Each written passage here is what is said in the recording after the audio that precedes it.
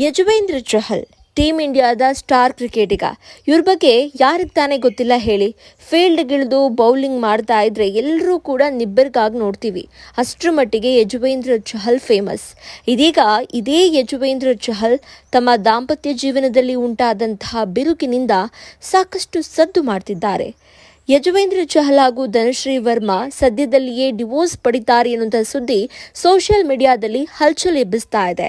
ಇದಕ್ಕೆ ಬಲ ತುಂಬುವಂತೆ ಯಜುವೇಂದ್ರ ಚಹಲ್ ಹಾಗೂ ಧನಶ್ರೀ ವರ್ಮಾ ತಮ್ಮ ಇನ್ಸ್ಟಾಗ್ರಾಂ ಖಾತೆಯ ಮೂಲಕ ಒಬ್ಬರನ್ನ ಒಬ್ಬರು ಅನ್ಫಾಲೋ ಕೂಡ ಮಾಡ್ಕೊಂಡಿದ್ದಾರೆ.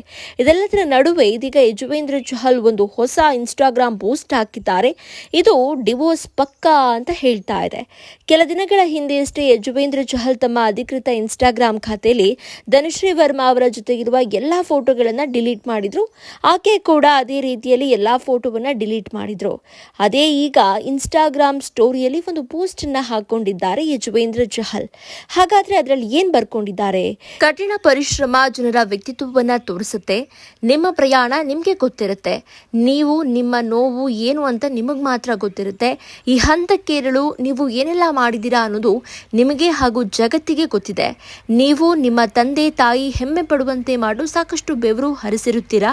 ಯಾವಾಗಲೂ ಹೆಮ್ಮೆಯ ಮಗನಾಗಿರಲು ನಾನು ಬಯಸ್ತೇನೆ ಅಂತ ಹೇಳಿ ಯಜುವೇಂದ್ರ ಚಹಲ್ ಸೋಷಿಯಲ್ ಮೀಡಿಯಾದಲ್ಲಿ ಪೋಸ್ಟ್ ಒಂದನ್ನ ಬರೆದುಕೊಂಡಿದ್ದಾರೆ. ಈ ಮೂಲಕ ಧನಶ್ರೀ ವರ್ಮಾ ಅವರೊಂದಿಗೆ ವಿಚ್ಛೇದನ ಆಗೋದಕ್ಕೆ ಚಹಲ್ ಅವರ ಪೋಷಕರ ನಡುವಿನ ವೈಮನಸ್ಸು ಅಥವಾ ಭಿನ್ನಾಭಿಪ್ರಾಯ ಕಾರಣ ಇರಬಹುದಾ ಅನ್ನೋ ಚರ್ಚೆ ಕೂಡ ಇದೀಗ ಸೋಷಿಯಲ್ ಮೀಡಿಯಾದಲ್ಲಿ ಆರಂಭ ಆಗಿದೆ. ಇನ್ನು ಧನಶ್ರೀ ವರ್ಮಾ 2023ರಲ್ಲೇ ತಮ್ಮ ಸರ್ನೇಮ್ ಅನ್ನ ಚಹಲ್ ಅನ್ನೋದನ್ನ ಕೈಬಿಟ್ಟು ಧನಶ್ರೀ ವರ್ಮಾ ಅಂತ ಮಾಡ್ಕೊಂಡಿದ್ರು. ಇದರ ಬೆನ್ನಲ್ಲೇ ಚಹಲ್ ಕೂಡ ನ್ಯೂ ಲೈಫ್ ಲೋಡಿಂಗ್ ಅಂತ ಸೋಷಿಯಲ್ ಮೀಡಿಯಾದಲ್ಲಿ ಪೋಸ್ಟ್ ಹಾಕಿದ್ರು. ಆಗಲೇ ಚಹಲ್ ಹಾಗೇನೆ ಧನುಶ್ರೀ ಮಧ್ಯೆ ಏನೋ ಸರಿಯಿಲ್ಲ ಅನ್ನೋ ಮಾತುಗಳು ಕೇಳಿ ಬರ್ತಾ ಇತ್ತು.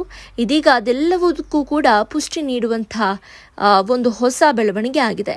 ಇನ್ನು ಧನಶ್ರೀ ವರ್ಮಾ ಹಾಗೂ ಯಜುವೇಂದ್ರ ಚಹಲ್ 2020 ಡಿಸೆಂಬರ್ 11ರಂದು ದಾಂಪತ್ಯ ಜೀವನಕ್ಕೆ ಕಾಲಿಟ್ಟಿದ್ರು. ಇನ್ನು ಮುಂದಿನ ದಿನಗಳಲ್ಲಿ ಈ ಡಿವೋರ್ಸ್ ಬಿರುಗಾಳಿ ಯಾವ ಹಂತಕ್ಕೆ ಹೋಗಿ ತಲುಪುತ್ತೆ ವೆಯ್ಟ್ ಮಾಡಿ ನೋಡೋಣ.